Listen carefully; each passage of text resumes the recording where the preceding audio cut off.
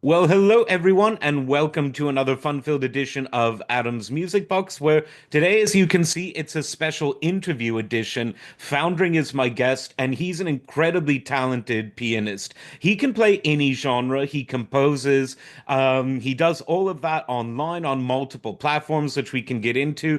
But I want to start with what I think is just the most interesting project, and it has to do with the genre of ragtime. So before we get any further, because people are listening who might not even know what ragtime is. So, what is ragtime for people who might have heard the word, but they couldn't really sonically place it? But what is this genre? Oh, I love that. Well, hey, first of all, thank you for having me, Adam. This is an absolute pleasure. I'm a big Thank fan of you. what you do, and I love that you are so eclectic and you highlight all these wonderful different eras in time. And I'm biased because I got this historical perspective, but it's just so cool that you go from Billie Holiday and then British punk music and then just go back and forth and that's what music is about. It's about Mm. appreciating all of these all it's our heritage. It's a cultural heritage. And as an American, ragtime is our cultural heritage. Now a lot of folks would say, "Oh, isn't jazz or blues?" And yes, those are but ragtime came first. Ragtime was is regarded as America's first unique genre that we came up with that developed here in America. So, as an American, I feel like it's important to keep that kind of tradition alive. So, uh, with with ragtime, there's a lot of different.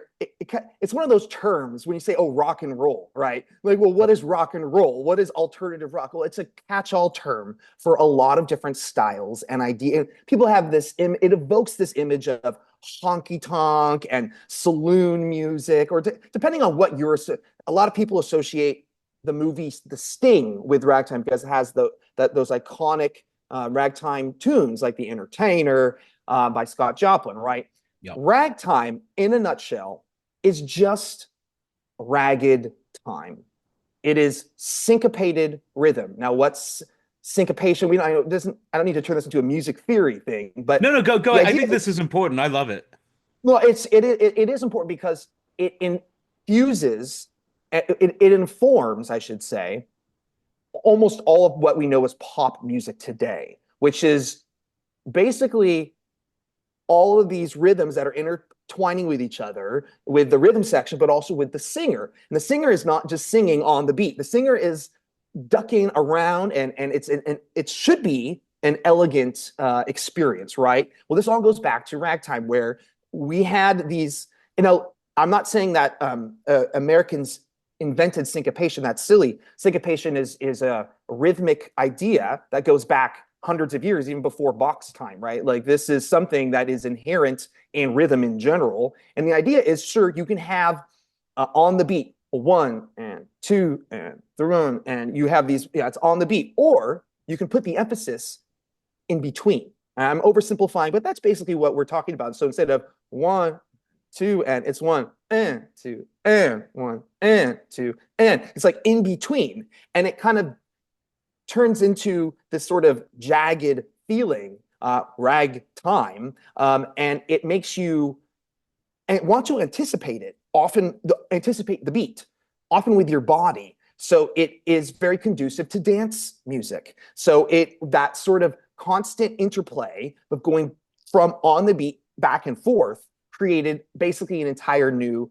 genre. And again, Beethoven and Mozart, they were all using syncopation, but they never used it as the basic foundation of an entire composition because it would have sounded probably weird. I mean, they'll throw a little syncopation every once in a while, but for the most part, there was not entire works that were based upon this type of ragged rhythm. And it was the song and the styles of the late 1800s in America that created this, and we can sort of get into that. So there, in a nutshell, that's what ragtime is. It became popular in the 1890s, and it basically had moved on by around 1915, and it developed into what we know as swing and then jazz today. But all of the jazz musicians from the 20s called themselves ragtime musicians. They didn't call themselves jazz musicians. I mean, the term was still new, and a little bit almost it was not a dirty word, but like we're like, oh, we're not jazz music. Hmm. They grew up in the ragtime era and were around all these ragtime songs, and that informed the very first generation of the jazz musicians. And then blues, of course, shows up around 1910 as well. But 20 years, ragtime predates all this by 20 years, and it remains a very vibrant time in culture. And it was something that went across outside of America. And there was people in England, the London Music Hall. There was a lot of activity over there, and some of my favorite composers in these styles, these ragtime styles, I've found they're actually British or German. So it was a worldwide phenomenon, and honestly, it was still around at the advent of recording technology, right? When they first started being able to record. But the most of this era was pre the recording, where recording tech was widely available. So a lot of these songs only exist in sheet music form and have never been recorded. And if they have been recorded, very poorly, and only in the very early 1900s. But because by the time the music evolved, the technology evolved too. So people had moved on, and then they were recording the new hot jazz and swing stuff. So there's this kind of golden era of music that almost, it's not forgotten, but it is certainly neglected because it's not as accessible today. And you have to be you have to be able to read these old, and sometimes the quality is bad or whatnot, but the songs are lovely. So there's the ragtime history in a nutshell, at least how I understand it.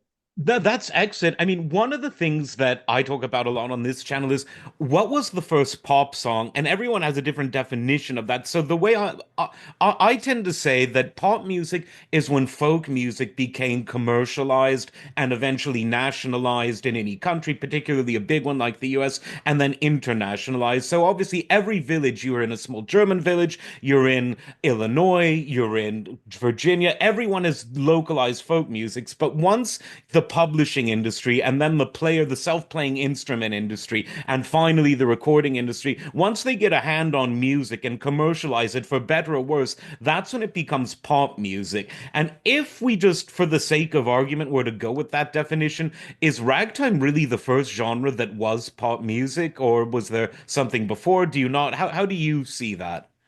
Well, I agree. I see it that way. I think it started before that. And you are right in that the sheet music industry is a big part of that, because now it took these folk traditions and then it made it so that they could be shared between cross-culturally, really, right? Which is why I'm saying these stuff, they were reaching other play. And then we were importing, with this whole idea of the melting pot of America, which is what we were, for better or for worse. And that's how we developed. And we were taking these Irish jigs, this fiddle music, and we infused it with the African American, the plantation songs that they were singing, and then we had the Western classical march style that came from American composers like John Philip Sousa, right? And it was just this perfect synthesis and of all these different traditions. And yes, they fused right when the music sheet music publishing companies were really starting to take off.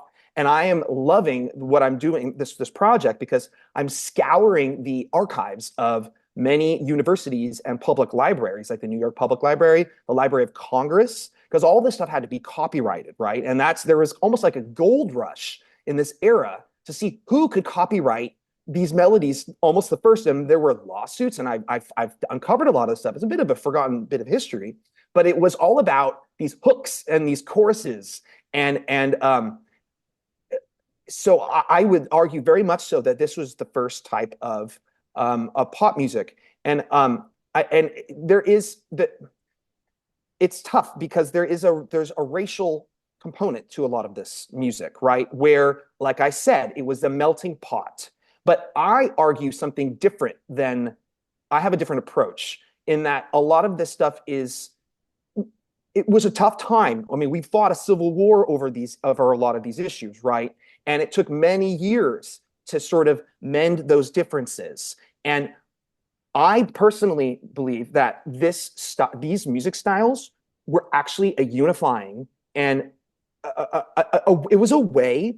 It had all the best elements of all the different cultures, and it had a little bit of something for everyone. Where you had the Black communities, and you had the white communities, then you had the Irish communities, even the Jewish communities. Like everyone was getting something out of this music, which is why it was so popular, and it was a way that the sides could actually communicate with each other. So a lot of these early songs are riffing, racially riffing, and I would not say racist. I would say a lot of it is, and it's written by both Black and white people, and enjoyed by both Black and white. It was almost like it was the common man's music. There was the snooty, wealthy, white European owners, the plantation owners and stuff. They had their fancy little dances, and then the Black communities saw these very snooty, prissy dances, and then they said, we're going to do our own version, but with a little twist. And so this whole style of music was called cakewalks was born. And cakewalks were among the very most popular music styles of the day. So you could say that these cakewalks are a predecessor of ragtime. Mm-hmm. And then another term which is frowned upon, and it gets people into trouble for even using it. So hopefully this won't be flag anything. But they were called coon songs. They were called coon songs. But the thing about that is the term itself was actually not a racial term. It was the term coon stood for Americans with coonskin hats. It was rustic people that were on the frontiers in Appalachia, in the South. That's sort of the Davy Crockett. And it was actually a term for the American Whig Party, so white Americans. And it really only 100 years later then developed this racial connotation. But a lot of the early songs were actually known as coon songs. And again, this was not meant as a racial thing. These were just songs of the South, essentially. Mm-hmm. And they were written and performed by both Black and white people. So ragtime developed around 1890s, but this style of cakewalks and these coon songs were popular going back to the 1820s, 30s. I'm finding the very, very early ones, like the one that we know as Turkey in the Straw today. It was actually originally called Zip Coon. It was a Irish sort of fiddle type dance situation. So in a nutshell, I would agree that these styles that we later became ragtime and then pop and then jazz, swing and jazz, and then rock and roll and pop music today had this inception in this melting pot situation in America in the late 1800s. And unfortunately, there was a lot of racial inequalities that are very real, and it's an important part of history that we learn it. But I feel it's a little bit unfair how we've essentially thrown the baby out with the bathwater mm-hmm. with a lot of this music, which I'm actually, some of the images on the sheet music cover people would say are offensive today, and stereotypes. But if you actually look at the songs and sing the lyrics, it is very much not at all. It is traditional values, family values. It is like lullabies, and just absolutely some of the most beautiful songs I've ever heard. And like I said, it was something that was a uniting force in a time when there was a lot of racial division and strife and diversity. And it wasn't just Black versus white. It was old and rich, poor and rich, but then old and the young. So there was all these there's people that came from the earlier time of America, and then the young ones. And of course they were like, oh, these young whippersnappers with their ragtime. And it was the taboo sound, right? It was the one that supposedly left tradition. Well, now I think it is the new tradition, right? And it is our American tradition. And I think I see so much parallels in the pop music today that are just recycling a lot of these themes that came from these songs written in the 1870s, 80s, 90s, and early 1900s. And even the songs from the swing era, the 1920s and 30s style songs that I have been studying for 20, 30 years, I'm finding are all sort of just rehashes of this era, this pre-recording era. I'm like, bro, this song, I know I found the song from like 1880s and they just redid it again in 1920 Mm. because that composer in 1920 grew up hearing all that and they sort of took all the best elements. And so I used to think of those 1920s, 30s eras, we're just doing all this stuff for the first time. And now I see that that's just totally not true. And the only way that I can show that is to people is by learning these songs. So I'm going through and I'm trying to learn and record as many of these songs as I can. So there's a long-winded answer to that great question. No, that's really interesting because a couple of things strike me. One, it's that maybe the Great American Songbook didn't really begin in the 1920s and sort of die, I don't know, somewhere in the late 60s, which I guess is kind of the consensus, but that maybe it really was sort of the 1880s, which was sort of, it wasn't the great age of radio the way the 20s was, or the age of records the way things became in the 30s and way into the 50s, but it was the era of the player instrument. So you've got the player piano, which was really, I think people forget just how popular the player piano was. Because I say, look, what do we love about recorded music? We can bring music into our home without bringing the musician in, which because people forget, not that long ago, if you wanted to hear music in your home, you either needed to become a musician yourself, live with a musician, or bring the musician in. Which obviously for wealthy people, chambers music, it was the chamber of the wealthy person's home. So that's not really a novel idea. But recording democratized things, and player pianos, which were more affordable than a lot of people think, they were, I think, democratizing. And so it seems that, I mean, obviously, when you're talking 1880s, 1890s, I think the first player piano, like an early one, was the 1870s, but it was really sort of the turn of the 20th century when they became hugely popular. And so so my question is, how much ragtime music is on the rolls used for player pianos, and how much of that survives? Because you were saying it's sort of the very beginning of like the Edison cylinders, which is by our standards barely listenable in terms of the audio quality. But in terms of the player piano stuff, how much of this was made into piano rolls by the composers or other performers? I would say, especially with the instrumental piano works as opposed to the ragtime songs. I mean, almost all of it was converted into the rules, and I haven't dabbed in the contemporary ragtime scene today, as small as it might be. There are collectors, and I have friends that they collect these old sheet music. I haven't really taken that plunge yet, but they do collect a lot of these old it's amazing how many piano rolls that were made, and like you said, how common they were, and a lot of them, they still work. And I have friends that have own these instruments, and they play them, and but we were able to uh, we've been able to recover pieces that we lost to sheet music for that fortunately piano rolls were made, right? So it is a way to preserve history in a big way, and things obviously change with the recording tech, but you are right that there was a time when everyone essentially had a piano in their parlor. It was just it was there, and if you didn't know how to play, there was someone in next door or someone that knew how to play that. I mean, piano, being able to play, it was ubiquitous, right? Everyone had lessons as a kid, and you'll see that, and a lot of these I'm finding with these old sheet music, they advertise, which is I find very quaint but very cool, other pieces in the sheet music, usually on the second page or the final page after the piece is done, and it will say, "Try this on your piano," and it will be one page, like a teaser of another song, so you get a little hint of it, and if you like it, then you would, I guess, go buy it, and that is how they would advertise this, which is just very cool and clever. And I'm finding that it's working on me 150 years later, where here I am, I'm like seeing these pieces and I'm like, oh, that looks great. I want to hear more of it. And I'm looking online on the digital archives, and I'm finding some of them, but some of them are just gone. And that's all the bit that we have.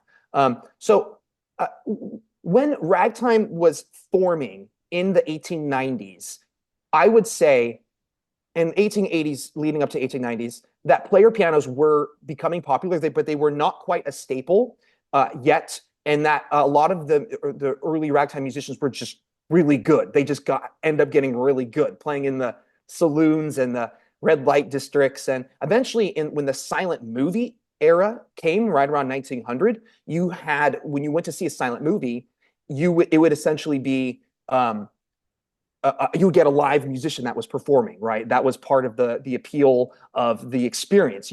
Like you said, you're getting a local flavor. You're going to a silent movie in Idaho. You're going to get a different experience in Chicago and in New York, right? It was all about the local musicians would give you a bit of what they, what was part of that area and the popular songs of that time and space. But certainly by the time that you hit the 1900s and 1910s, and especially through the 1920s, we had a whole nother style of piano music, which is called novelty piano. Again, popular in the 1920s and through the 30s, and it was a direct development from ragtime, which was no longer had become passé. And on one side, you had what we call stride piano, which is this improvised type of ragtime. That's a lot of jumping. It's like called striding, a lot of jumps. And then on the other hand, you had novelty piano come from ragtime, novelty and stride in the 20s. And the novelty was more composed, but it was composed almost specifically for player pianos. And a lot of it was ferociously difficult to play because it wasn't really meant for humans per se. But there were a lot of virtuosos at the time that grew up in the ragtime era that could play a lot of this novelty stuff. But it remains some of my favorite music to play, the novelty style, because it is more harmonically developed than ragtime. It has a lot of French impressionistic sort of sounds and this European influence. A lot of the British and French novelty piano composers, German as well. And so, yeah, there was this whole development around the technology. The music sort of developed around with it, but it does seem to have taken off in a massive way in the 1880s. It's just, there's something about, well, the 1890s has got to be, is kind of a prime, because that's when ragtime really erupted. We had the Chicago World's Fair in 1892 was a major event, and that's really put ragtime on the map. But I'm looking at some of the sheet music from the 1870s, and it is a lot more formulaic, simple, quaint, rhythmically not too exciting. And then around the 1880s, something changes in human consciousness, I'm noticing, and it's reflected in the music, and it becomes way more provocative, exploratory, experimental, but also keeping the rules. It was all about pushing the limits of what had been done before, but also keeping it not too abstract, keeping it tangible, something that people can grab onto. And like I said, it was a lot of traditional family values, just like working on the farm with your family and raising your kids and living and experiencing life and love and loss and stuff that we have today, but it was something a little bit more genuine about it. And then right around in the 1890s, it exploded. And the sheet music industry is a big part of it, where people were advertising. Go back to the 1870s, and you're not seeing a lot of those ads for other sheet music. But by the 1890s, they're just, every piece has 20 little snippets of other. You're inundated. I'm looking at these libraries, these digital libraries online, and there's 10 pieces in 1890 that they have in this, and they have 15 in 1885 and 1880. By the time you get to 1895, 1898, 99, there's hundreds in all these collections for that year. And I know that might not sound like a lot, but these are just the ones that survive, right, from these particular collections. And I now have thousands in my collection, it's overwhelming to sift through it all. But yeah, something happened in human consciousness, and it's reflected in the technology too, right, with automobiles and then with the planes, and the travel connected everyone, and it made it a lot easier than, of course, the recording technology for these songs to travel around the world. Where it used to be, you're at the tavern, right? And I heard the local musician, the town over, playing this catchy tune, and then you'd sing it in your tavern, and that might be as far as it would get. Well, now we took the classical music traditions of notation, which is really important, and it's the foundation of the Western music that we use today, for better or for worse, right? But it was we fused it with these popular themes and ideas, these catchy, the folk music. You're right. It's this marriage of it used to be, only the elite Mozarts with the training would could be able to produce content, right? And now all of a sudden, grandma in this town in Iowa has an idea for a song, and she can notate it herself and get it published, and it could actually be a big hit. And Mhm. I'm finding just random composers, women, random women, and I look online and I can't find any information about them. It's like they don't exist, other than they wrote these one or two songs in the 1880s or 90s. But again, it was a democratizing. It was a way. It leveled the playing field where there used to be this, oh, only a certain elite had access to the learning and abilities and the technology to be able to do something like this. And then now everybody can. Of course, that made an added mediocrity. Not all these, some of these songs are bad, but some of them are just so good. And they're, you have to think there's no developmental antecedent to any of this stuff. So it's like they weren't copying the songs from the 60s or the, you know what I mean? This was just them. I mean, sure, they heard folk songs from banjo players in the early 1800s, but they were putting these ideas down on paper for the first time to preserve these traditions. And it created a massive industry, and America became a cultural force. And I think I think I heard you mention in one of your videos about how you can have an economic force of a country like a China, but if they don't have the cultural impact as well, like what America offered with the Hollywood and our music and everything, you're missing part of that equation, right? And that's kind of why America became the center of things for a long time, is because of this cultural juggernaut that we were offering. It wasn't just our economic or whatever. It was because of this meeting of minds of these different cultures that essentially created a new type of art form, and music was a big part of it. Yeah. No, that's amazing. Now, when did you? Because obviously, I mean, it's if let's say someone grew up any time in the second half of the 20th century, 70s, 80s, 90s, you'll definitely be surrounded by rock and roll. You'll have free access to that on the radio. Same is true with soul and R&B. By the end of the 80s, everyone has access to rap, even before that.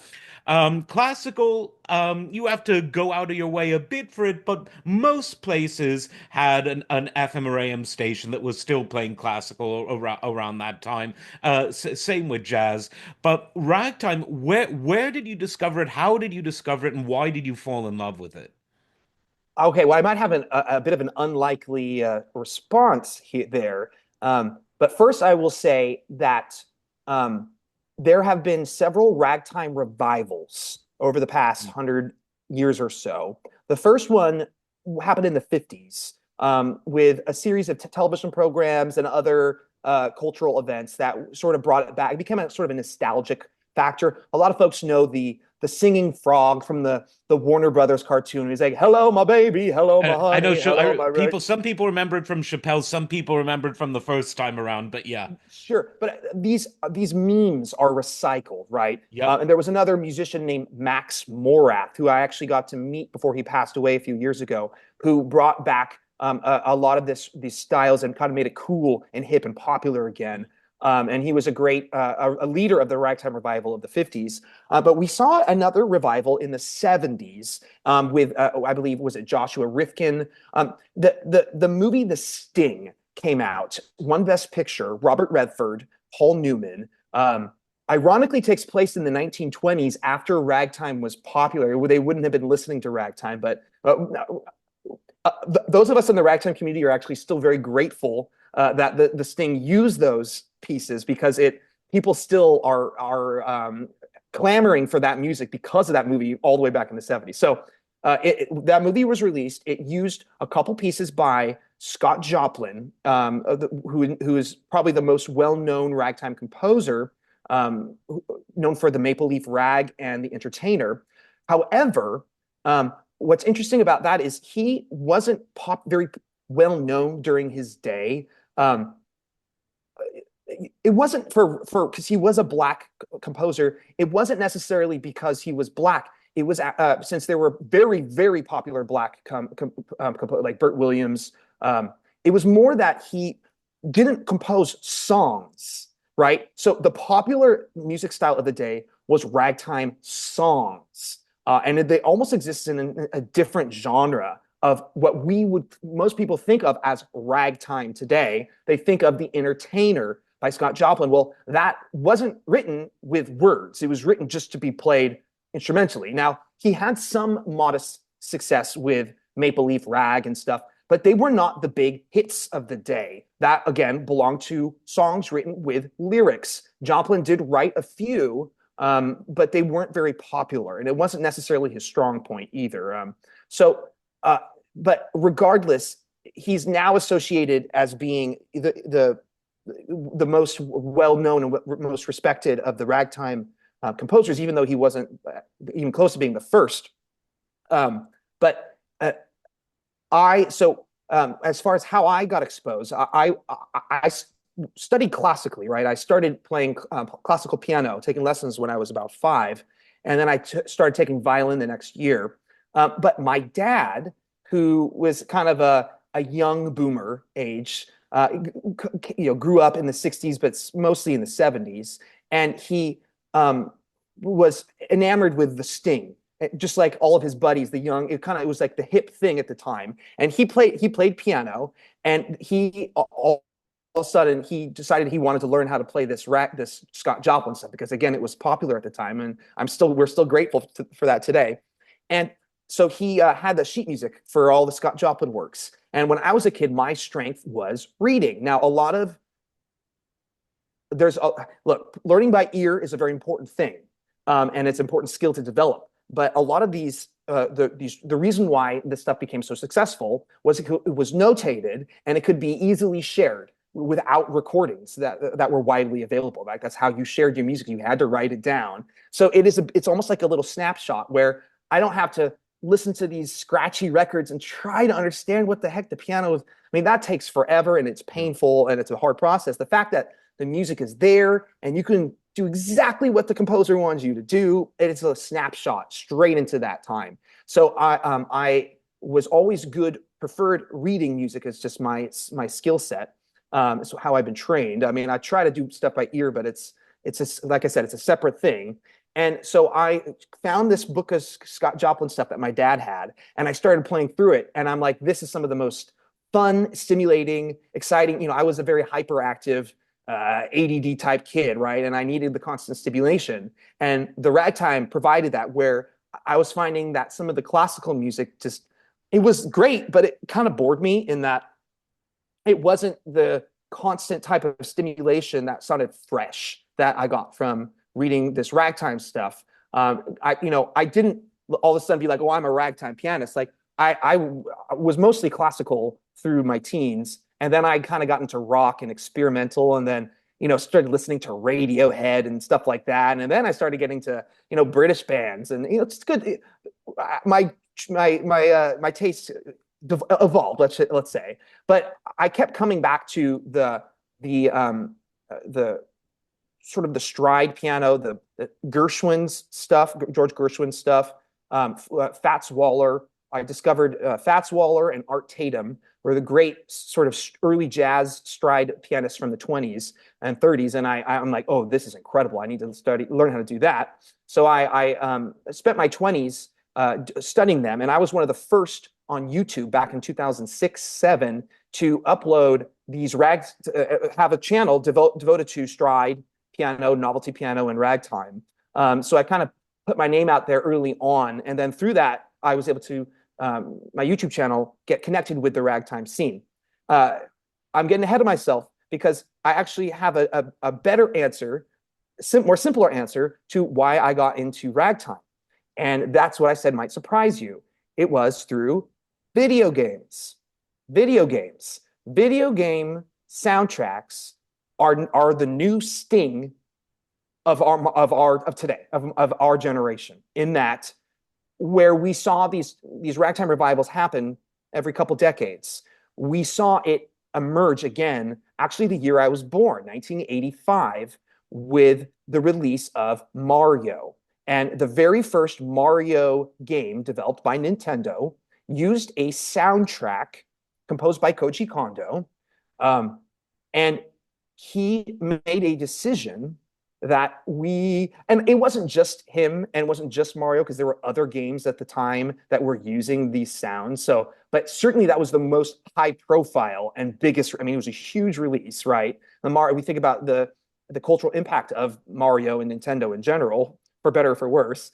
But they made a decision for the soundtrack of this new type of game where you are dodging things, you are constantly dying and constantly trying to survive. Right? It's almost it sounds like a stressful experience. And I remember when my kid was little, she refused to play Mario because she hated dying all the time because she identified so much with the character.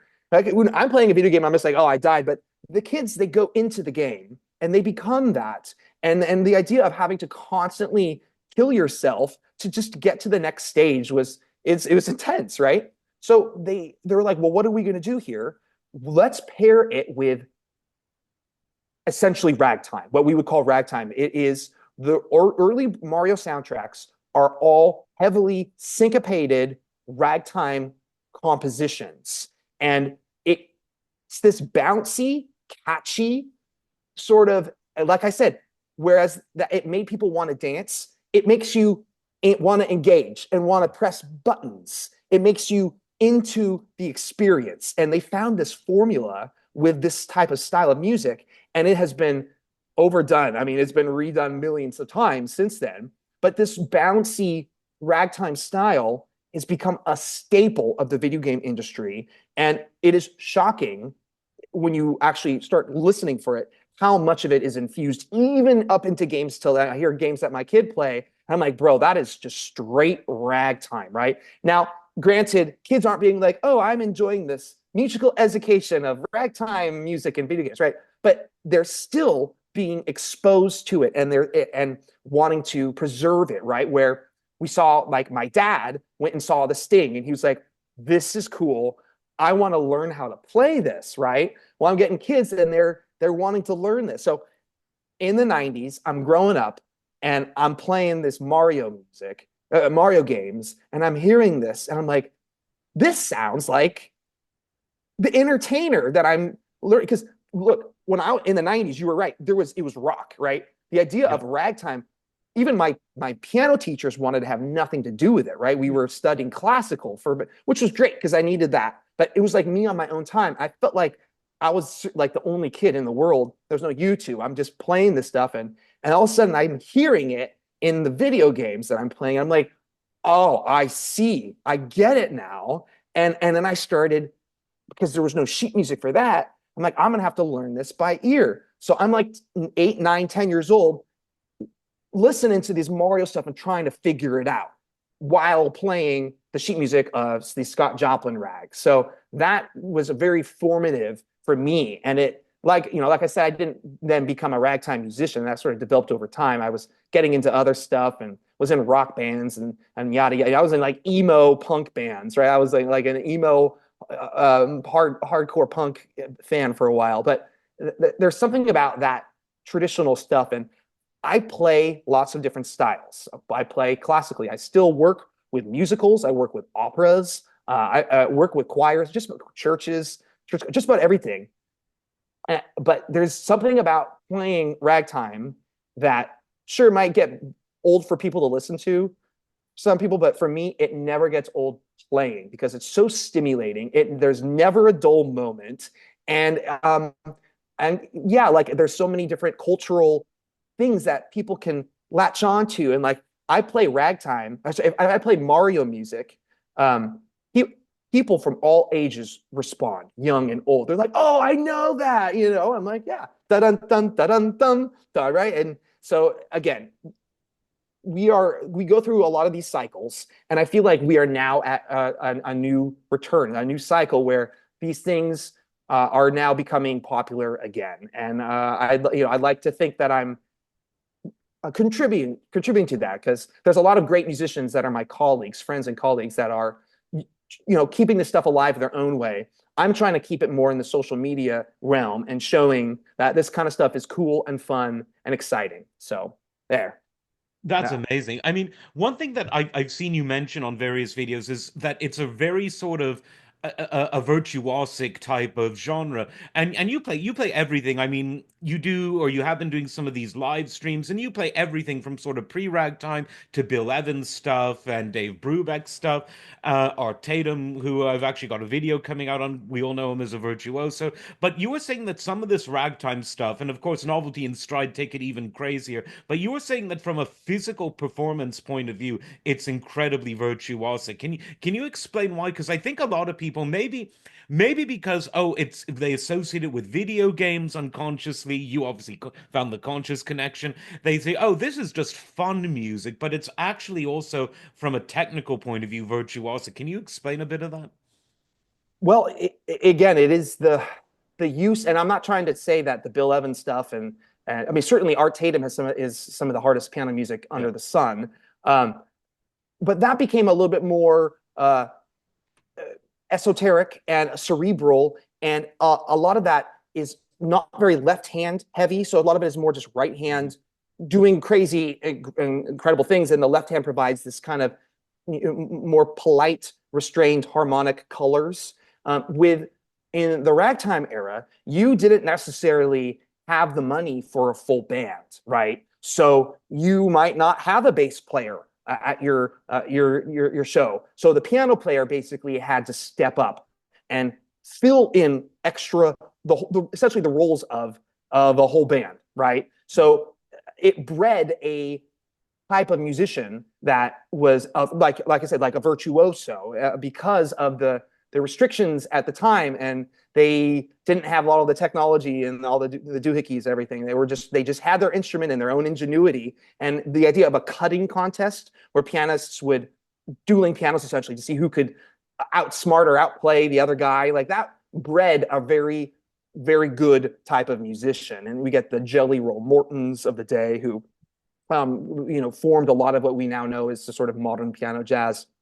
But they came from this almost cutthroat tradition, a hard life. A lot of these guys had lived hard and died young, but it was all about, again, the sort of virtuosic ability and sort of outplaying the other guy. And even today, at some of these ragtime festivals, which are few and far between, but they still do happen, some of the best moments are when you get two or even three guys up on that stage and they're riffing against each other, and they build off of each other's creativity. But anyway, so this idea of, especially with the stride piano and the novelty too, but is you see a lot of crazy stuff happening with the left hand that modern pianists just don't train for. Not that they necessarily can't do it, it's just that you have to spend 20 years. A lot of it is muscle memory, where you have a bass that's going bum, bum, bum. But if you're trying to do that with a piano, bum, bum, bum, and then you're trying to do a boom chuck,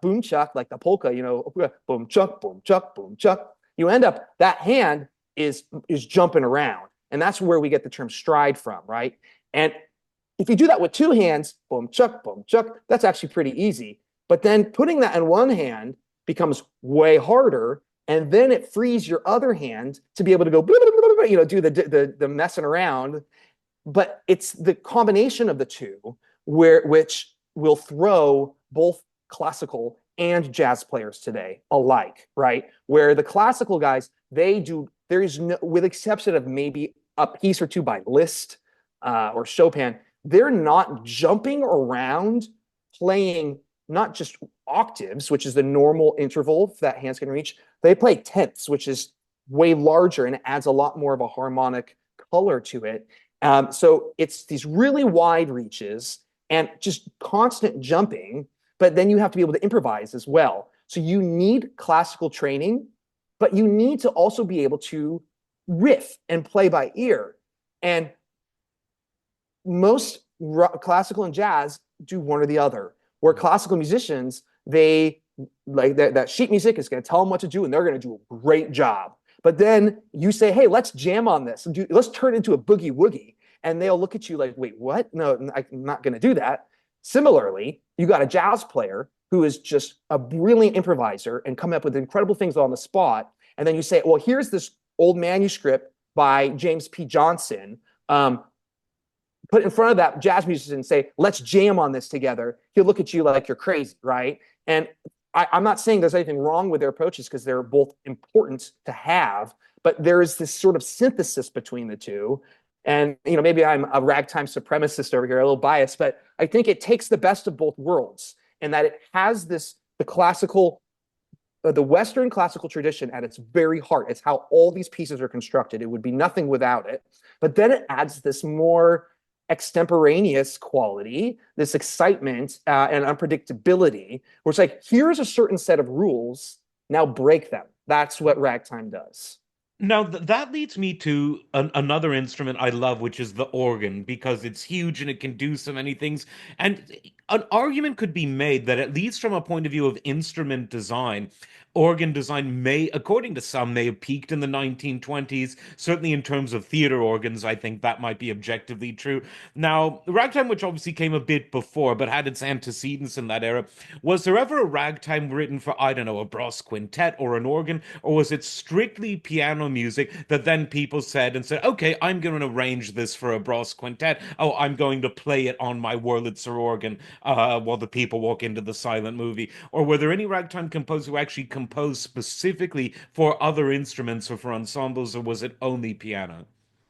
It was majority piano, but Mhm. absolutely. I mean, Scott Joplin was writing operas too, right? So this is Yeah. not, and a lot of these songs, yes, they would make instrumental arrangements. I found them, and when in a lot of my searching, I'll find the original piano version, but then I'll find one. Oh, here's the cello part. Here's the violin part. So this was absolutely arranged for groups. It was very quite actually pretty common, and a lot of it was performed by bands. So this came from march. The one of the main antecedents for ragtime is universally cited as the marches of John Philip Sousa, who a lot of people know did Stars and Stripes Forever. A lot of the stuff that's still played at Patriotica events is by the composer John Philip Sousa. So you'll find that the marching bands would play a lot of these ragtime arrangements, and that is how a lot of them were known. So they were written first as piano, but were played and performed on all sorts of things, including organs. And I am a church organist as well. I study, or I think organ is amazing, and you will find a crossover too between a lot of these early jazz and blues musicians were also organists. W.C. Handy, who wrote the first blues, the St. Louis published the first blues, St. Louis Blues. He was an organist for an Episcopal church in St. Louis, I think, or something. So there was a cross, and then you get the gospel component, right? That comes from as well, right? The church, the black gospel infusion, but that kind of developed a little bit later. But certainly, it is known as honky tonk, but that is not how it was performed. Like I said, these were bands, and certainly organs for sure. Yeah. That's incredible. So, the project itself, we've sort of talked all about Ragtime, but not the project itself, which to me is just amazing because I love when an artist offers something that's a complete vision of something. And the parallel, I'll let you explain what you're doing, but the only parallel I can think of is when the great Russian conductor Yevgeny Svetlanov created this anthology of Russian music where he conducted and recorded every orchestral piece composed by a Russian composer pretty much ever, from the sort of from Glinka in the beginning right up into what was contemporary at the end of the Soviet era. And it was an amazing undertaking. It took decades, but he did it. So that's kind of the only parallel I can think of. So in your own words, as they say, how would you describe this project? What exactly are you, because you've recorded and performed Ragtime live for decades, but you're doing something specific now, which I find amazing. So why don't you tell the audience what that is? Oh, I love that you're enthusiastic about it because I'm super enthusiastic about it, and I'm like trying to explain my excitement. And I think a lot of people get it, but they don't really get how. I mean, I'm a nerd, and we're both nerds, right? So Yeah. we both can nerd out about this kind of thing. But I love the parallel that you said about the Russians. I performed in Russia. I toured with the band. I don't know if you know this. I toured with the band Postmodern Jukebox, I remember which you is said that, yeah, yeah, and you have some videos, and they've done some interesting stuff. I great mean, stuff. I mean, Yeah, they yeah. sort of proved one of my theory. Whenever I'm talking about great songwriting, I say the key to a great song is that it can withstand a different kind of arrangement. And so, if you were to take, so what makes a great rock song? If you can imagine a swinging version of Paradise City sung by Frank Sinatra or Dean Martin, and I think you can, that's a great song. And likewise, if you can imagine a hard rock version of a great American songbook song, so if it can withstand different arrangements across genres, that to me is what makes a great song. So it's interesting. It's interesting that you mentioned that because that's kind of what they're known for in a live context. For sure. And it's funny because they do on a bigger scale what I and a few other ones started on YouTube in the very beginning. And I remember when they came on the scene, before I became associated with them, I was a bit not jealous, but I was kind of like rolling my eyes, like, oh yeah, this is what we've been swinging the pop songs in the ragtime Yeah. scene for a long time. And then they figured out how to package it in a nice pretty bow and put some pretty ladies out and sing, you know what I mean? So they found this I mean, it's like formula. it's like what Frank Zappa said. He said, "What?" And this is what I love. He said that a genre is based more on who is consuming the music than by how it's played. And he said the only reason that my music is considered rock, he said, is because it's generally consumed by a rock and roll audience, not because the music itself is necessarily has anything to do with anything from Chuck Berry to the Beatles. He was listening to Webern and Varese and R&B stuff. So yeah, I get that. It's about how you package it. It's about the costumery. But yeah, I get that.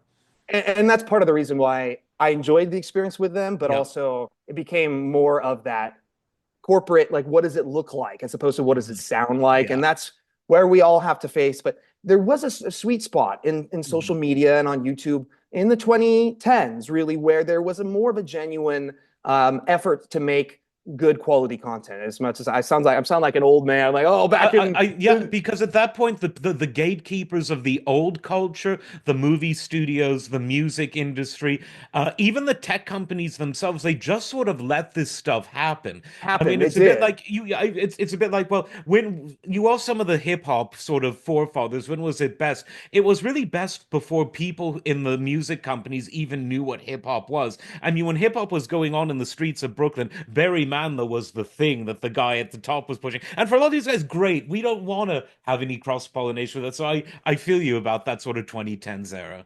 And yeah, like you said, that even YouTube, it was more of a you could actually make a splash, right? Yeah. And whereas today it's you just get swallowed up. But Yeah, here I the am. I was algorithms weren't really they weren't programmed to suppress or drive any particular thing. It just there was something really organic. MySpace before that was kind of sort of similar. So it yeah, was I we're it dating. was I love how we're dating ourselves too, yeah, like, but you it know, really it's back in hard to my day. explain.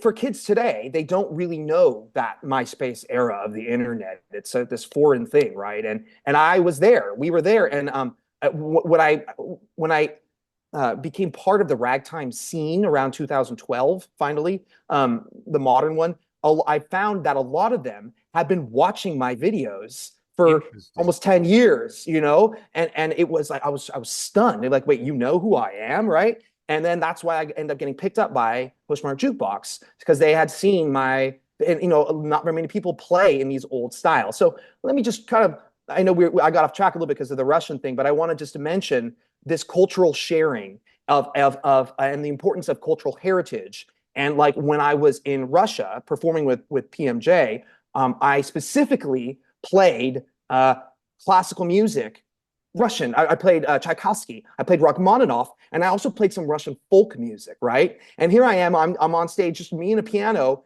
in front of 10,000 people, and they went absolutely nuts. Right, and it was partly it's hard to explain, but it's like we were bringing a bit of our culture and also showing how much we appreciated their culture and these identities of these countries are so strong with their culture, and especially in this day and age when things are kind of getting a little bit like what is our culture anymore, right? Well, these musicians, these artists are a big part of the cultural heritage and identities of these places. So like when you go to Norway, Edvard Grieg, the composer, who a lot know from In the Hall of the Mountain King, right? And these pieces like that. He's a hero, right? And he was one of my favorites as a kid, one of my favorite composers. And I played a bit of his piano concerto when I was in Norway, and I played Sibelius, the Finnish composer, when I was in Finland. I played Smetana, the Czech composer, when I was there. Wonderful Right, and stuff. Yep.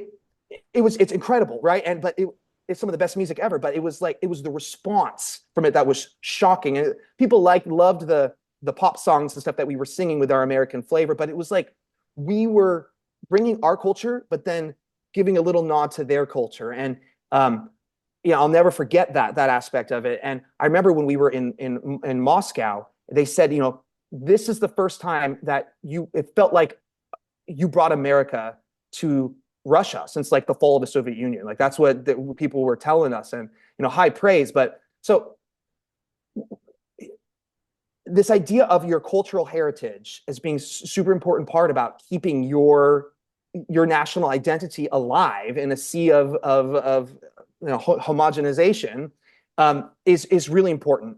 And I see these styles as an important part of American culture. And it still is infused in every, I have this biased perspective. I see ragtime everywhere, right? But it is still a part of us. And this calling it ragtime, I feel like is too narrow. It's such a more of a broader thing. It's not just about the rhythm. It's about the optimism, the excitement, the expressing difficult or hard things with optimism is really what it is. And I think that's part of what I do with my satire stuff is I'm singing kind of about tough things in the world, but I'm also doing it with like a sprig in my step. And that's what we saw with this early ragtime stuff was, yes, life was hard. Yes, things are, racially not good. And things are bad in terms of poor versus rich and all this stuff, all these inequalities. But this music sung about it, but it did so in a way where like, we're going to make it. We're going to make it, and we're going to do it with a dance and a twinkle in our eye. And I kind of feel like, I do like some of the blues stuff, but I feel like it took it in the wrong direction where it became a little bit less about your own personal agency and a little bit more about just sort of accepting your sad fate. And there's a time and place for that. But there's something about ragtime that I feel like has this pure American quality to it. So in terms of why I embarked on this thing recently, it kind of has to, well, like I said, I'm involved with these communities, right? And I play these festivals, and a lot of it's mostly just a bunch of nerdy guys and gals like me that are just into this old stuff.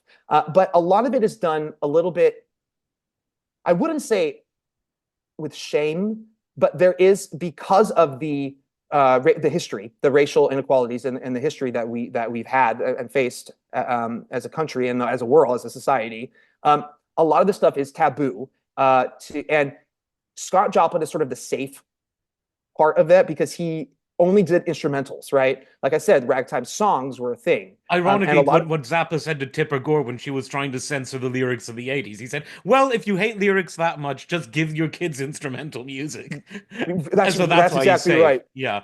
That's right. And it's sort of, Scott Joplin is the safe version of that era. And not to say that he's not great. I mean, I love Scott Joplin's work, but he's just this tiny percent. Like I said, he wasn't really even that famous during his life, right? So there is, I noticed going to these festivals that there was, people would be quietly playing some of these songs, which honestly, I have a different gauge for what I would consider offensive, but I do not find a lot of this stuff remotely offensive. I mean, go look at Tom Lehrer, who's another big influence of mine, the satirical songwriter Tom Lehrer, and he's got some lyrics from the 60s that are, I'm like, wait, they're pretty provocative, right? They're like, this is stuff that would get me canceled today. So a lot of this music is really good, but it is, people are ashamed of it. Even just if the sheet music cover has these racial depictions, these stereotypes on them, but if you actually read the music itself,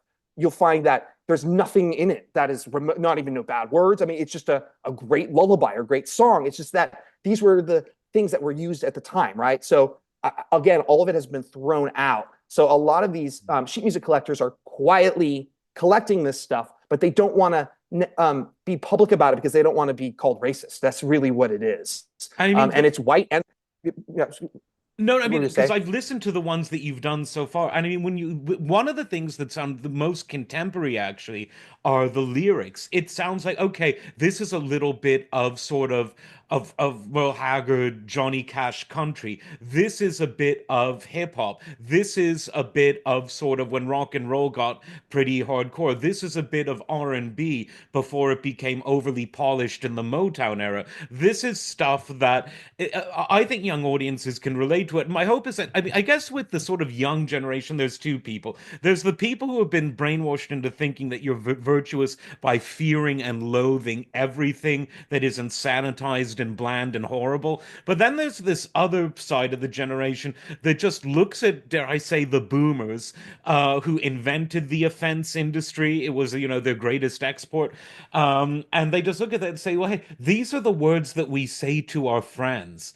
And we don't care. And I think one of the interesting things about what you're doing is you have the courage to be authentic because this is the music, love it or hate it. You do clean versions so that if you're in a company of certain, people who are uptight, you can play it. But what I love is that this is the authentic stuff.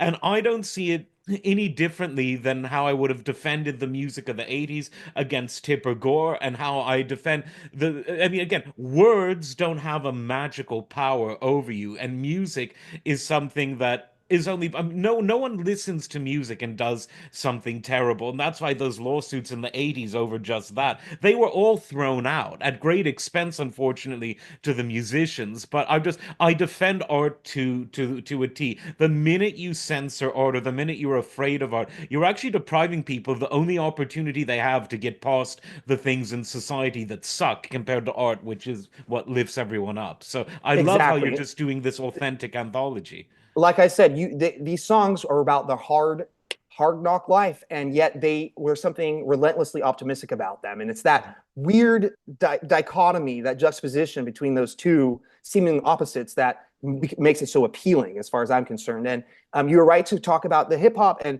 a lot of these lyrics. And I listened to some of the stuff today, and it's shocking because what people are saying was offensive about these songs 100 years ago is nothing compared to what is quote unquote popular Today, today. yeah, And I'm not talking just about the violence, but the sexualization of a lot of things. And yeah. for example, one of the songs I did is called Dora Dean, and it's one of the first ragtime songs from 1896, published in 1896. And there ended up being a lawsuit about it for copyright reasons. And a judge determined that it could not be copyrighted because the song was called Dora Dean, the hottest gal you've ever seen. And that was an inappropriate thing. You could not say that. You could talk about, killing, blah blah blah, but it's that type of words in just that idea is so strange, and that was in the era that they're saying is completely inappropriate when they were basically kind of Puritans about a lot of stuff. And so yeah, I think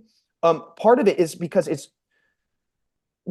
been dismissed for the racial reasons, but it, uh, we've had this everything is in the quest, like you said, the boomers kind of messed it all up, right? In the quest to make everything safe and not offensive, we've removed what it meant to sort of have comedy and what it meant to sort of make people laugh. And like you said, the vernacular, how people talk to their friends. Yeah. And what I'm seeing in a lot of these songs is it's sure a lot of it's quote unquote racial, but it's more like everyone is just teasing each other. And the white composers are teasing the black composers, and the black composers are writing back and teasing each other. And it is all very fun, tongue in cheek. And like I said, people enjoyed them and listened to them, and no one was getting offended by them. It's a And bit like sure, 8 Mile, a rap that like the white black 8 Mile thing. I mean, it, before ex- Eminem became lame, he was actually challenging the censorship complex. And that's exactly. kind of what this dynamic reminds me They of. were trying to see what kind of they can get away with, and it was a way to make fun. It's like the court jester, right? The court Yeah. jester is the guy who can make fun of the king. You need that. He's a pressure valve for the masses. Without the comedian, without the local bard musician singing about the wench who lives at the farm down the street, right? Like these things are part of our culture, and they are go back, they awaken a primal thing because we've been gathering around at the local tavern for 2,000 years singing about stuff, right? That is a huge part of what makes us a communal. That's how we developed, right? And that is how we share stories. You go back to Homer, and he was a poet reciting these things in essentially lyrical form, right? Yep. And essentially rap, right? That's what this was. This was hip hop of the time. And even we see the Gilbert and Sullivan era in the 1800s, and they developed these patter songs like the Modern Major Gentleman, which is basically this fast rhythmic. That's what it is. It's hip hop before hip hop, right? Yep. So there has been this notion, because of kind of rewriting of history, that ragtime is entirely developed by Black musicians, and you'll get a lot of angry people in the comments, probably, that I even will mention this, but I played ragtime for 30 years thinking, oh yeah, this was all Black composers and Black musicians. And as I got older, I found out that this doesn't seem to be true, and that it was a group effort. This was something that was developed equally by Black. It was an American genre. It does not belong to one race. And anyone who says it's all this way or all the other way doesn't have the whole piece of the puzzle. It was, again, something that they were able to cross the racial boundaries, but also keep their own traditions separate from them. But musically, they were able to communicate in ways where you couldn't communicate. You couldn't joke about these things in real life. But then at the time, it was a way to break the ice. It's like everyone was singing the songs, and it didn't really matter if you were a Black or a white composer. So I found out that the very first published rag about a couple months ago was, just for my own research, was by a musician named Ben Harney. And the piece is called "You've Been a Good Old Wagon, But You've Done Broke Down." And I found out that he was a white musician, and that essentially his position in history has been removed because he doesn't fit in with the narrative that this came from. It's primarily the Black culture. Again, not to go into too much into the weeds of this. Long story short, ragtime was an American style, and it was something that the Irish got something out of. It was something that Germans were getting something out of. Like, this was something that was again cross-cultural, and it was a unifying thing and not a divisive thing. And I think the only way that you can explain that to people is by playing the music itself. It's showing. You can't just, me just talking to you, I can say these things. No.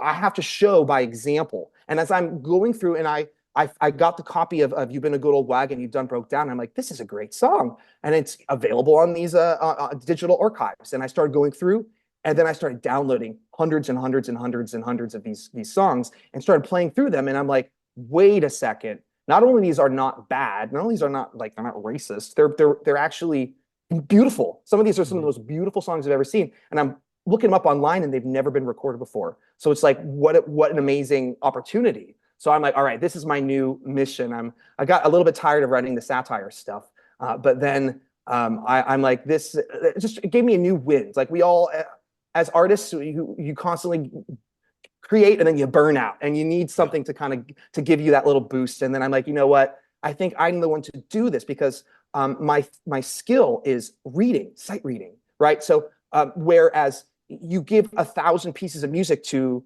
most musicians, they're like, I ain't got time for this. I don't got time for this. No, Whereas you've got with that me, studio session musician ability to just absorb and play something instantly. It's exactly. incredible So talent. I can find in 30 seconds, I'm going over an old song. I can tell you if this is a good or bad song. I can sense it right away, where most people are going to have a harder time to decipher. Sometimes the music is hard to read and everything, but I'm good at it. So I can actually go through this stuff, and I can curate it. I can toss the ones that are kind of crap, and I can keep the ones that I know that are like, oh, this is something special. So I mean, my backlog right now for all the songs, I'm doing a list right now of different kind of tiers, and I have like different stars for like how much I like it, you know. And my backlog is just, I've got like 100 songs. I'm like, I have to record these. And then several hundred more that I'm just like, I still have to play these so that people can hear them, just because they're a bit of history. So long story short, I'm in a unique position where I sort of already been canceled by a lot of the society today and So, pushing and which back. And is in a way it's liberating. it is liberating, right? Because now I don't have to. I've already lost my YouTube channel. I've already gotten through the COVID era when I was kind of pushing writing satire songs about Fauci, and I got slapped And on the what's so wrist over interesting is that. now it's okay to make fun of that stuff. Now they move, and because again, the censorship industrial complex. Okay, so in the 1890s, you're not allowed to say the woman's hot. In the Yeah, yeah, 1980s, you're not allowed to be Prince or a heavy metal yeah, guy yeah, because Tipper Gore will get upset, and that somehow matters for some reason.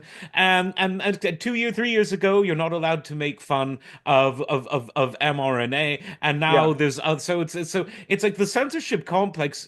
It's in a weird, It's although I hate these schizophrenic. people, they're almost very creative because much like artists, they're always reinventing what we're supposed to be censored for doing. So they're And very honestly, creative in that they, sense. they are, and but you know what?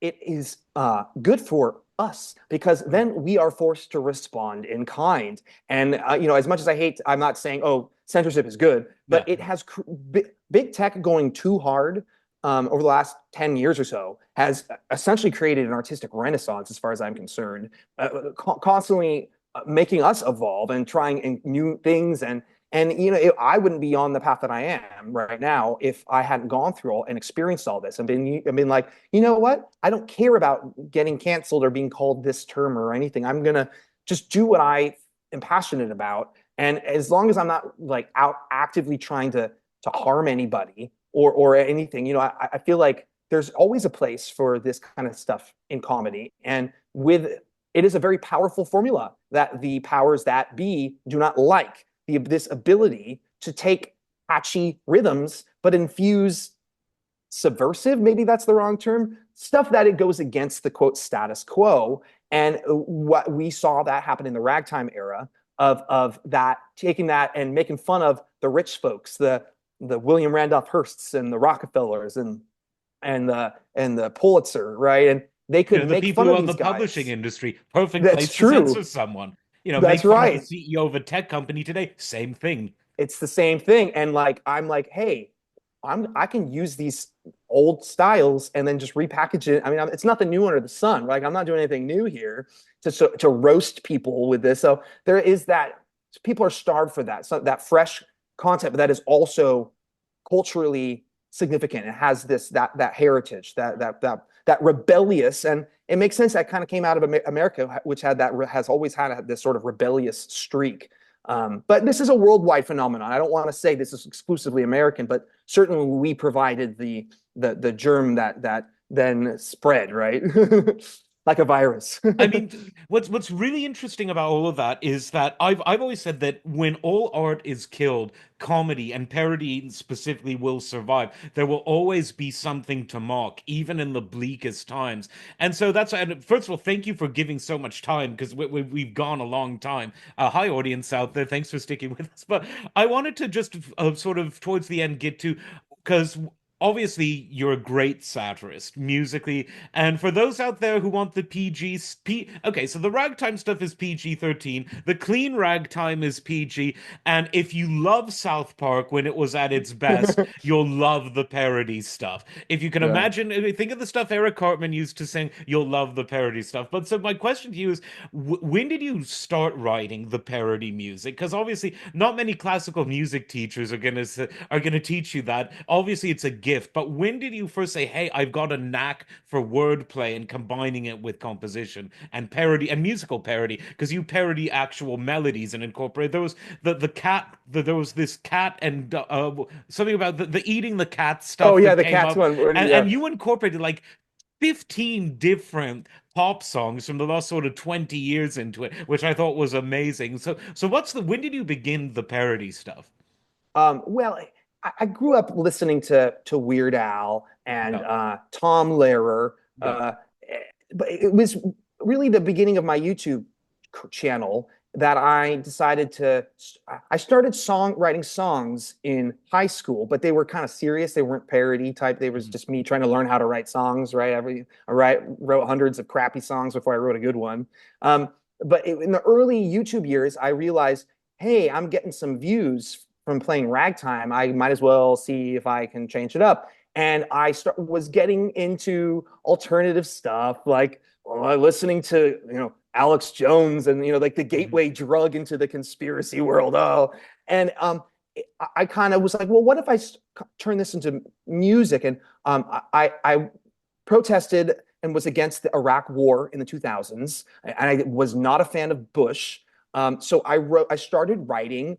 It's hard to believe that YouTube was around when Bush was president, but it was. It's shocking, Um, but yeah. yeah, and so I started writing anti-war songs in 2007, 8, and then the financial crisis happened, and I wrote an anti sort of banker song, and it wasn't like offensive or anything. It was very tame, especially looking back. It's more just me being lyrically exploring these new ideas, right? See if I can write songs, and they weren't like it wasn't a threat to the system or anything, but I did notice that my channel would suffer with those contents, not because the quality was lower, but I noticed that I wasn't getting the same engagement when Mm. I started doing certain things. And this was before, this was at a time when you said, "Oh, YouTube is censoring me," that people would have looked at you like you're crazy. But I've noticed that something was wrong there. So I kind of, as you go with the algo, where you go where it takes you, and I stepped away from that a bit because I'm like, I'm not getting, something's weird. And I mostly went mainstream with the ragtime, and then it was work because then I got picked up by festivals and famous band and got to tour the world and stuff. But throughout, I kind of every once in a while would dabble. I was big on the Tom Lehrer stuff, the one where he did the Elements song, where he sings all the elements. There's antimony, arsenic, aluminum, selenium, and that, you're right. And I also was inspired by the Animaniacs, which was a TV show from the 90s, Oh, you did your where own version of their geography. So, that's yeah. right. Where because it's that fast singing, and there was a market for that on YouTube back then. When if you were just being impressive on a piano or what an instrument, like you could actually go viral back then. And so I had several moments like that with some quote viral videos, and so I mostly was doing that. And then it wasn't until, well, I would say around Trump's first term when everyone started saying he was a Russian spy, and I'm like, okay, that's silly. I just went to Russia. Like Russia's cool. Like Russia's not trying to take over America. And I wrote a song called "The Russian Fantasy," which was sort of making fun of everyone, accusing everyone else of being Russian. And I kind of got a little popular, and I'm like, oh, this is actually kind of fun. I wrote another one called "My NPC and Me," which is just very nice, fun little song about falling in love with a non-playable character from a video game, essentially, like which is stuff that we're going to be dealing with now, especially in Yeah. the next decade or so. So I started to realize, oh, this kind of content is fun, but YouTube was really messing with my channel, and it was frustrating. And then it was really COVID that did it. It was when Mhm. COVID hit, and I'm like, you know what? I need to just start doing this full time, not full time, but like, I mean, I lost all my gigs. All my music gigs stopped for like 2 years. I couldn't do anything, and I'm just sitting at home. And I'm like, might as well sing about how ridiculous this era of humanity is. And then I basically went from there. And those videos started to really blow up, and my channel started to actually explode for the first time in 15 years. And then they shut it down, And right? it's gone. And it's gone. But it is what it is, because again, I wouldn't be here talking with you now if I hadn't gone through all that, and I would have just continued making music for normies and whatever. But they pushed too hard, and it really made people kind of say, you know what, this is not, I'm done with this. So here we Yeah. are, for better or for worse. And I think now we're in an era where they're no longer really able to cancel people. I mean, that could always change again if they find newer, harder, more intelligent ways to. But now it's sort of they're just using the algorithms to try to suppress. They use propaganda to discredit. So I mean, as we saw, the censorship industry is always there, and they're always learning new tricks. But I am optimistic that creative people, outspoken people, artists will always be a couple steps ahead of them. At least we can hope. That's so right. Well, so that's what folks like you are helping with. So Yeah, I try because I mean on my channel, I mean I just talk about music, but invariably the censorship discussions come into it because there are so many errors. I mean, there's the famous instance of Louis Louis being the FBI did an investigation because they thought it was subversive communist lyrics, and they did everything they could to listen to the Kingsman version of the record. They played it backwards, they slowed it down, sped it up. The one thing they didn't do is realize that this is a cover song and several other versions recorded where the singing is enunciated much more clearly exist. And when you compare the two, you can say, but no, let's just jump to the most insane conclusions possible instead of realizing that this is a cover song. And so there's that, and there was Tipper Gore and her crusade, and now there's all the stuff there's Neil Young, who I lost all respect for. It's a from now it's like Tin Soldiers and Pfizer's coming. Okay, Neil, we know. So yeah, you're fighting a good fight with that, and it's really intelligent stuff and really funny stuff. And like I said, if you're someone who if you've never cringed at South Park, which I know I love it all, you're gonna love this stuff. If you're a bit more, if you're a bit more of the Waltons than the Simpsons, to quote George H.W., then there's the instrumental stuff for you. sure, and a lot of that the ragtime, the instrumental stuff, it's very normie friendly. Like Yeah. most of my content on YouTube it was 99% just total generic, easy, nice, fun listening stuff. It's Well, the yeah. Christmas stuff that you did in December, that was so beautiful, and obviously instrumental, so no one can take exception to it. And that's but no, because sometimes certain harmonic patterns conjure various things. They'll never run out. So before we get censored, where can the good people out there find your stuff? Whether it's the ragtime, the archival stuff, the parody stuff, where should they go to listen to your music? Sure. Well, I'm posting on most of the YouTube alternatives, the video alternatives. So Rumble, I have a Rumble page. I'm foundering on Rumble. I was able to back up my YouTube channel before it was removed on Oh, that's Odyssey. amazing. So That's amazing you were so able to do I'm that. really glad that I did that. So it has all the archives of all my old videos and the original dates that they were published, and it is mostly footage from ragtime festivals. But this is what I was doing. I'm trying to preserve this history, and which is just why it's so frustrating that these tech companies they just shoot first and ask questions later is really what happens here, right? So, but after my YouTube ban, I went on to Twitter.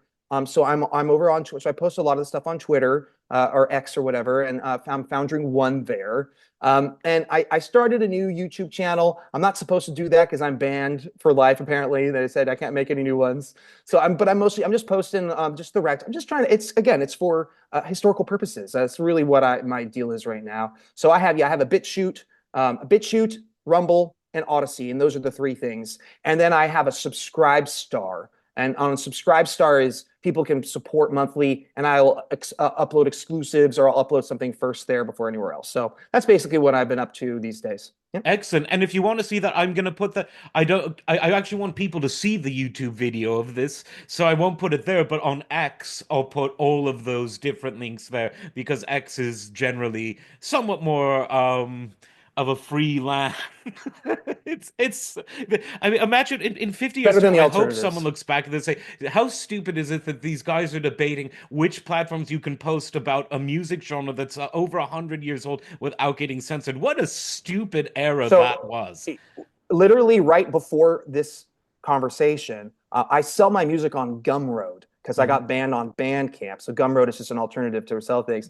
So Gumroad has been generally okay, but they have been denying sales and kind of flagging slash suspending my account. I'm a little confused at what's going on right now, but it has to do with the imagery of the sheet music of this that I'm telling you from 100 years ago. The fact that it has the C word on there, coon, for some of these songs, even though it's not in any of the lyrics, just the mere fact that it's on the actual cover of the sheet music, they're strict. They will not let me sell them, which is just crazy.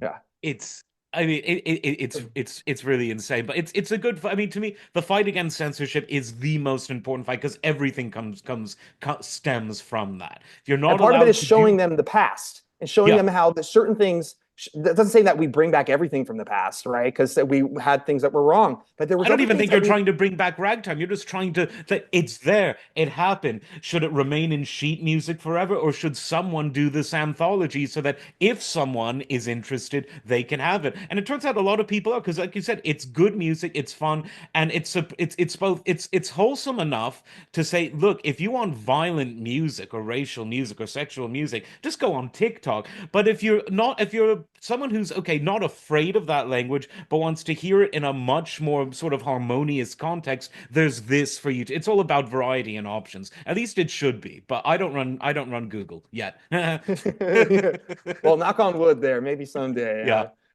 Uh, And one last thing, you have a very interesting background behind you that I think you wanted to talk about. Do you want to plug that? that's how you can tell that you have a teeny bopper teenage daughter who also uses your Zoom account sometimes. So, so if though actually she is also an old soul and she sang on the Daisy song. I just I that heard that, which most people will know from Stanley Kubrick, but obviously it's from this era. it's 1892. So She's got the uh, talent. The talent's genetic. Which now well, I'm she's thinking around she's me singing it all the time. So I might have her join on another one coming up soon, a little humorous one called "Living a Ragtime Life." But amazing. that's what I'm doing, living a ragtime life. And you also, and so what? Just finally, you've been doing a lot of live streams on X. Are you going to continue with that? I know you were saying because the monetization kind of sucks for It's all more that just the work. suppression of the Mhm. X is weird, and they got rid of the metrics, so you can't really see how many people are streaming. Mhm. What I really want to do is do regular silent movie nights where I will play for a silent movie and provide the actual And that accompaniment, was which is great. The Hitchcock that you did on Rumble, yeah. that was just so I hadn't I'm actually a huge Hitchcock fan, but I've never seen his silent stuff. I've only heard about it. So one, that was great, and the music was excellent. Thank you. Yeah, well, that's a passion of mine. It takes a lot of time and work. It's not like you just sit down and can do that, right? So I would like to do that kind of thing, and I feel like Rumble might be just the better option for me right now in terms of just I don't know. We'll see. We'll see. Rumble's But done. I mean, big shout out to Rumble. I mean, I post there, and for whatever reason, it's the platform where I get the least engagement compared to YouTube and X. But I always post my stuff there unless I forget because I just love what they're doing, and I get it. I think it's mainly a platform for people who have been politically censored as opposed to musically. But you can post anything on there, right. it's just great. And so yeah, hats off to Rumble because so far as I can tell, they let everything up there Yeah, as I long as haven't had any censorship issues with yeah. with with So three Rumble. cheers for them. They're doing the right thing. So I guess that just leaves me to say thanks for coming to this interview. I'm a huge fan of all the stuff you're doing, and yeah, as this ragtime project continues, we can maybe do some more interviews because I just think it's so important to do this archive, this anthology of great American music that has whose recordings were either so low fidelity that most people would never listen to them, or that have never been recorded, or songs that just no one remembers anymore. But this is the origin of pop music. If you listen to great American songbook pop, rock and roll derived pop, soul, R&B, hip hop, both musically and lyrically, all of this stuff is there. And it came before even the jazz and the blues, which is where most people's journey into American music begins. But this came first. And so let's start the journey there. And it's opened my eyes to a lot of things. I was one of those people where, yeah, you want to start with American music, start at the origin of jazz and blues. Wrong. This came first and it inspired those great genres. So I That's love it. absolutely right. I've converted you. Let's go. Oh, absolutely. Absolutely. Well, Foundring, thanks again for taking the time to do this extended interview. And yeah, I'll post all your links on X and on Rumble too. Fantastic. Great. Thanks again. My pleasure. Thank you.